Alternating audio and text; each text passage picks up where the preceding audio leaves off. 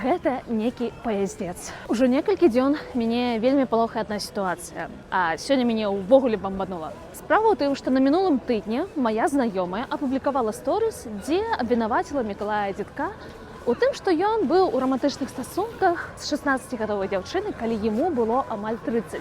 І, напэўна, я б не звярнула вялікай увагі на гэтую інфармацыю, калі б Мікалай не пацвердзіў гэтую інфармацыю ў сваім фейсбуку. Калі чытаць ягоную публікацыю, выглядае так, нібы ён рэфлексіруе і намагаецца быць старэйшым і адказным. Нават у пэўны момант кажа, што яму шкада, што так адбылося. Але па факту ён проста перакладае адказнасць на мінулае, на абставіны і нават не выбачаецца перад пацярпелай дзяўчынай. Што мяне ў гэтай гісторыі палохае не менш, дык гэта тое, што пра гэта амаль ніхто не гаворыць. А ніводная СМІ не зрабіла ніякага расследавання, не напісала пра гэта артыкул. А чаго мяне бамбанула, дык гэта таму, што сёння Еўрарадыё выпусціла інтэрв'ю з Мікалаем Дзідком. І я падумала, нарэшце, столькі часу прайшло, няўжо хоць хтосьці асвеціць гэтую сітуацыю. А ў выніку відоўца настолькі буднічна і проста яго пра гэта спытаў, нібыта размова ідзе пра глупыя чуткі з боку прапаганды, а не пра сур'ёзнае абвінавачанне ў стасунках з непаўналетняй. З аднаго боку, я разумею, чаму адбываецца менавіта так, бо чалавек нібыта герой,